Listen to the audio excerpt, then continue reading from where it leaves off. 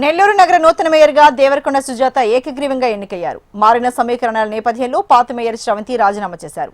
Nellore mayor పీఠాన్ని గిరిజన మహిళకు కేటాయించడంతో అదే గిరిజన సామాజిక వర్గానికి చెందిన సుజాతను మేయర్ పదవి వరించింది.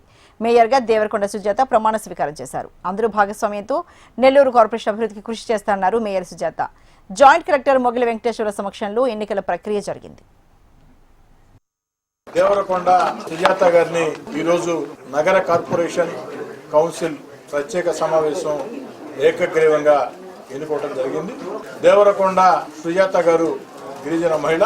దేవరకొండ సుజాత గారిని మనస్ఫూర్తిగా అభినందిస్తూ నెల్లూరు నూతన మేయర్గా దేవరకొండ సుజాత గారు అటు రాష్ట్ర మున్సిపల్ శాఖ మంత్రి పొంగూరు నారాయణ గారు, పార్లమెంట్ సభ్యులు వేమిరెడ్డి ప్రభాకర్ రెడ్డి గారు వారి ఆశీస్సులతో, మాజీ మేయర్ రూప్ కుమార్ యాదవ్ గారి సూచనలు, సలహాలు, సమన్వయంతో, అదేవిధంగా నెల్లూరు నగర కార్పొరేషన్ పరిధిలో ఉండే అందరు కార్పొరేటర్ల సహాయ సహకారాలతో, సూచనలు, సలహాలతో సమన్వయం చేసుకుంటూ ముందుకు సాగాలని, ఇప్పటికే తెలుగుదేశం పార్టీ కూటమి అధికారంలోకి వచ్చిన తర్వాత అభివృద్ధి పదంలో నెల్లూరు కార్పొరేషన్ రాష్ట్రంలోనే అగ్రగామిగా దూసుకుపోతుంది.